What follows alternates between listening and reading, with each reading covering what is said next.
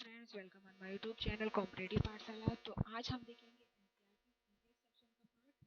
जो कि आपके सीटेट एग्जाम में काफ़ी ज़्यादा यूजफुल होने वाला है। और यकीन मानिए, अगर आपने 12 क्लास को अटेंड कर लिया तो आपके ईवीएस में मिनिमम आपके 25 मार्क्स तक आने की संभावना 100% बन जाएगी।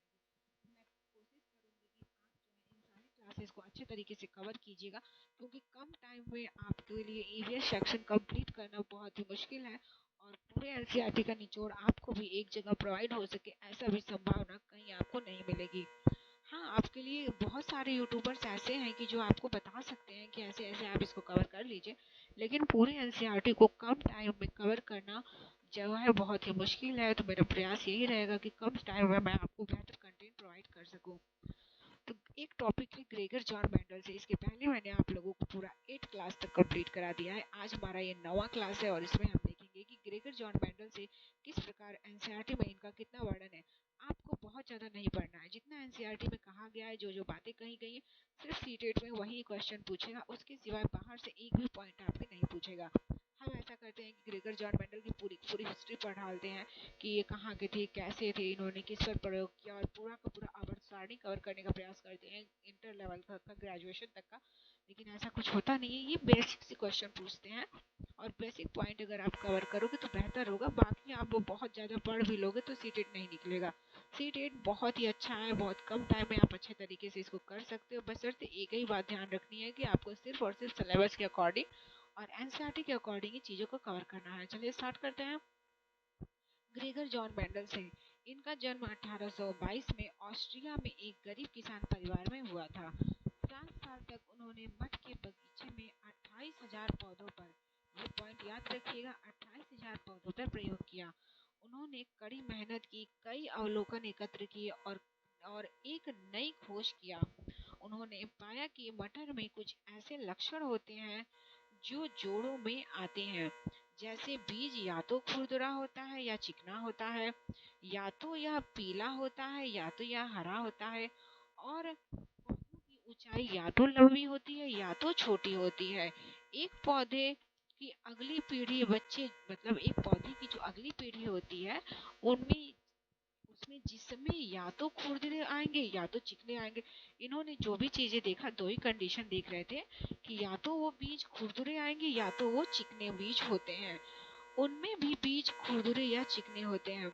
इन्होंने सिर्फ दो ही बातें देखी थी कि या तो बीज खुरदुरे होंगे या तो चिकने होंगे, या तो बीज पीले होंगे या तो बीज हरे होंगे।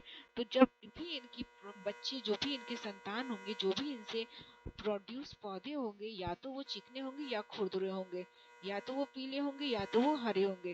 तो इस प्रकार से उन्होंने देखा कि कोई भी कंडीशन है जो पौधों में, वो हमेशा जोड़ों और पेयर्स में आ रही थी। उन्होंने रंग के साथ ही वही पाया, बीज जो या तो हरे या तो पीले होते हैं, नए बीजों को जन्म देते हैं तो वो भी या तो हरे होंगे या तो पीले होंगे।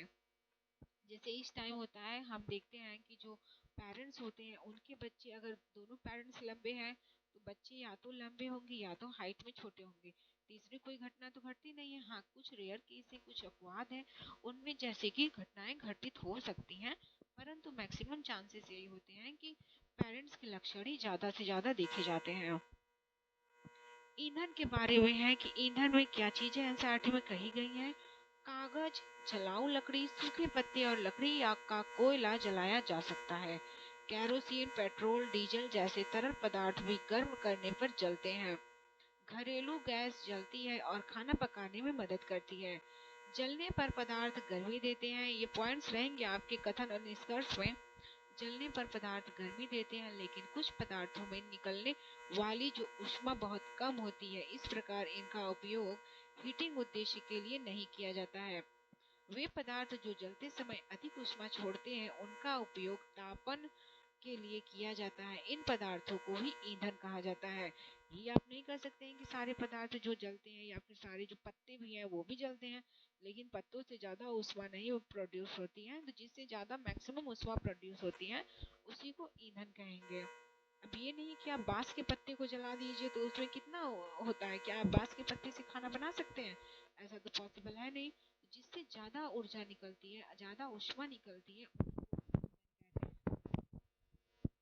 आगे है हमारा शरीर पाचन तंत्र। ये आपके 6 to 8 में साइंस में भी काम आएगा, हमारा शरीर पाचन तंत्र वगैरह से। हम जो भोजन खाते हैं उसमें कार्बोहाइड्रेट, प्रोटीन और वसा जैसे जटिल यौगिक होते हैं। उन्हें क्रमशः ग्लूकोज कहते हैं। That's mean carbohydrate, glucose, protein, amino acid तथा वसा को फैटी एसिड और गिसलार जैसे सरल अणुओं में बदलना पड़ता है।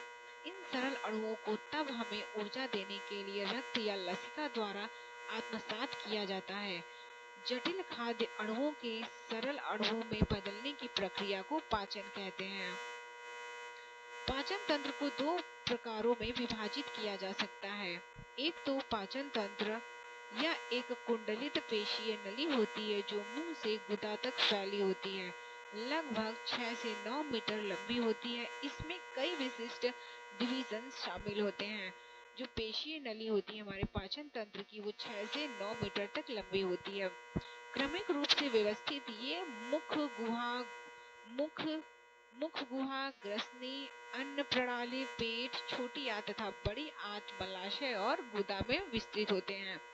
पेट अमाशय जिसे हम कहते हैं, अमाशय एक जे आकार का थैला होता है जो फेफड़े के ठीक नीचे पाया जाता है। यह खाद्य पदार्थ को तोड़ता और हमें ऊर्जा देता है।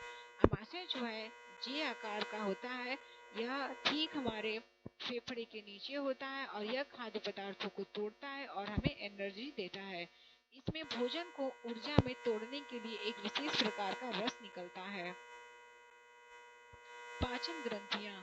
पाचन की प्रक्रिया से जुड़ी 3 महत्वपूर्ण पाचन ग्रंथियां होती हैं, जैसे लार ग्रंथि, अग्नाशय और यकृत। लार ग्रंथि लार का स्राव करती है जो भोजन को नम करती है।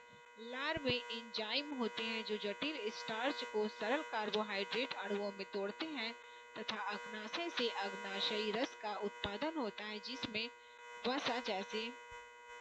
जिसमें वसा, प्रोटीन और कार्बोहाइड्रेट को पचाने के लिए पाचक एंजाइम होते हैं। लीवर वसा के पाचन के लिए पित्त का निर्माण करती है। तो पित्त रस का निर्माण कहाँ होता है? लीवर में। लार ग्रंथियों के 3 जोड़े पैरोटिड, सबलिंगुअल और सबमॉड्यूलर ग्रंथियां हर दिन लगभग 1.5 लीटर तक लार का स्राव करती हैं। ये पॉइंट इम्पोर्टेंट है कि कितने लीटर का स्राव करती हैं लार, तो जो है 1.5 लीटर का स्राव करती हैं। भोजन बाहर की भोजन बाहर की अपेक्षा पेट में तेजी से पचता है। हमारा पेट भोजन को पचाने के लिए उसे मथता है। जब आप उदास होते हैं तो खाना ठीक से नहीं पचता। हमारे पेट में पाचन रस अम्लीय होता है। तो कैसा होता है? कुछ लोग को लगेगा कि एसिड होता है। एसिड से तो हमारी स्किन जो है अंदर के डैमेज हो सकते हैं, परंतु जो हमारे पेट में पाचक रस होते हैं वो कैसे होते हैं? एसिडिक होते हैं, अम्लीय होते हैं। और अगर आप उदास हैं तो उस कंडीशन में आपकी डाइजेस्टिंग अच्छे तरीके से नहीं हो पाता है, भोजन अच्छे तरीके से डाइजेस्ट नहीं हो पाता है। पाचन के लिए लगा समय। कुछ ऐसे भोज्य पदार्थ हैं और उनको आमाशय में तथा मतलब हमारे पेट के अंदर पचने में कितना टाइम लगता है और गिलास में रखे पाचक रस में अगर हम मिलाएं तो कितना टाइम लगता है। कच्चा दूध अगर हम पी लेते हैं तो आमाशय उसको 2 घंटे 15 मिनट में पचा लेता है, जबकि गिलास में अगर उसी को रखें तो 4 घंटे 45 मिनट लगते हैं। पका हुआ दूध 2 घंटे, पूरा उबला अंडा 3.5 घंटे, आधा उबला अंडा 3 घंटे। अर्थात अगर आप पूरा उबला अंडा खाते हो तो 3.5 घंटे में डाइजेस्ट होता है और बाहर अगर उसको रखा जाए तो 8 घंटे में डाइजेस्ट होता है, यानी कि 8 घंटे में पाचन करने में टाइम लगता है। आध पका अगर अंडा आप खाते हैं तो 2 घंटे में डाइजेस्ट हो जाएंगे। कच्चा अंडा 1.5 घंटे में डाइजेस्ट होता है। कच्चा अंडा 1.5 घंटे में, अगर पका हुआ आध पका है तो 2 घंटे में, अगर आधा उबला अंडा है तो 3 घंटे में, अगर उसको अच्छे तरीके से उबाल दिए तो 3.5 घंटे में डाइजेस्ट होता है। कुछ पॉइंट है श्वसन तंत्र से, इसको भी कवर करते हुए आगे चलेंगे। श्वसन तंत्र शरीर के ऊतकों को ऑक्सीजन प्रदान करता है और ऊतकों से कार्बन डाइऑक्साइड निकलता है।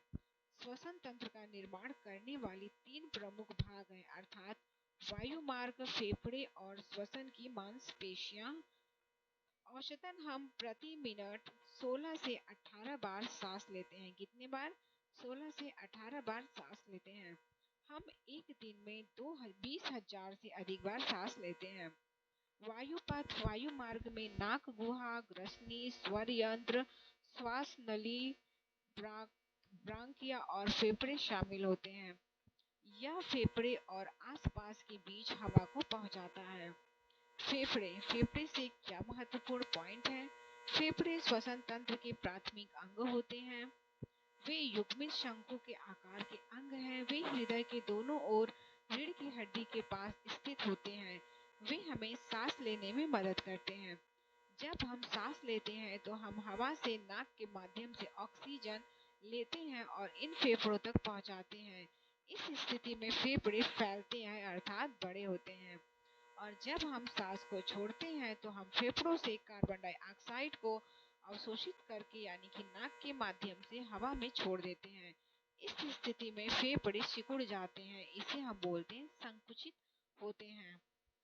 श्वसन की मांसपेशियां, इसमें डायाफ्राम और इंटरकोस्टल मांसपेशियां शामिल होते हैं। वे पंप के रूप में कार्य करते हैं और सांस लेने के दौरान हवा को फेफड़े में अंदर और बाहर ढकेलते हैं। इस प्रकार से जो डायाफ्राम होता है, अगर हमारा यहाँ पर फेफड़ा इससे अवस्थित है, यही नीचे फेफड़े को सपोर्ट देता है डायाफ्राम। जब हम सांस को छोड़ते हैं तो डायाफ्राम सिकुड़ता है और जब हम सांस को छोड़ते हैं तो हमारे फेफड़े सिकुड़ते हैं और जब हम सांस को लेते हैं तो हमारे फेफड़े जब फूलते हैं इसी डायफ्राम पर ये सपोर्ट में यानी कि टिके रहते हैं। कभी कभी आपने सुना होगा कि किसी का डायफ्राम टूट गया है। जब उसका डायफ्राम टूट जाता है तो वो व्यक्ति कभी भी बैठ नहीं सकता है, हमेशा और हमेशा लेटा रहेगा और एक दिन उसकी तत्काल मृत्यु तो नहीं होती है, कुछ टाइम बाद उसकी मृत्यु हो जाती है, क्योंकि कब तक कोई लेटा रहेगा। इसको सपोर्ट की ज़रूरत है। ये जो डायफ्राम है ये हमारे जो रीढ़ की हड्डी है वो हमें स्टैंड होने में सपोर्ट करती है और ये जो डायफ्राम है वो हमारे फेफड़े के लिए रीढ़ की हड्डी का काम करती है। एक पॉइंट है संचार प्रणाली से। इस प्रणाली में शरीर के हर हिस्से में ऑक्सीजन और पोषक तत्व को पहुंचाने के लिए रक्त का संचार होता है। संचार प्रणाली में निम्नलिखित होते हैं अर्थात हृदय, रक्त और रक्त वाहिनियां, ये सभी संचार प्रणाली के भाग हैं। फिलहाल आज के लिए सिर्फ इतना ही। कल के क्लास में जब हम आएंगे तो हम देखेंगे एक एक टॉपिक के बारे में, उसको भी कवर करेंगे। जैसे हृदय में क्या इम्पोर्टेंट है, रक्त से क्या पॉइंट पूछ सकता है और रक्त वाहिनियों से क्या पूछ सकता है। इसके लिए अभी जो आपका क्लास 8 है और जो क्लास आपका 9 मैंने लिया है, इसमें जो लोग 6 to 8 का जो लोग को 6 to 8 का देना है सीटेट में एग्जाम में साइंस वाले पोर्शन से, तो उनके लिए ये 8वां और 9वां क्लास यूजफुल है। आपके साइंस वाले पोर्शन से यहाँ से कम 4 से 5 क्वेश्चन फंस जाएंगे, पूछ लिए जाएंगे। तो आपको घबराना नहीं है, मैं बताते चल रही हूँ कि कहाँ पे 1 to 5 के लिए यूजफुल है, कहाँ पर 6 to 8 के लिए है। ये जो सेशन है 8वां और 9वां लेक्चर, ये दोनों ही आपके 1 to 5 के लिए भी यूजफुल है, परंतु देखा जाए तो 6 to 8 के लिए भी उतना ही ज़्यादा यूजफुल है। तो प्रयास कीजिएगा कि जिन लोगों का 6 to 8 है, आप उन लोगों को बता दीजिएगा कि अगर उन लोग साइंस से हैं तो उन लोगों के लिए ये क्लास इंपॉर्टेंट है, तो उन लोगों का भी भला होगा। अपना भला करिए लेकिन साथ में ही दूसरों का भी भला करते हुए चलिए। मिलते हैं कल के क्लास में। आज के लिए सिर्फ इतना ही। जय हिंद, जय भारत।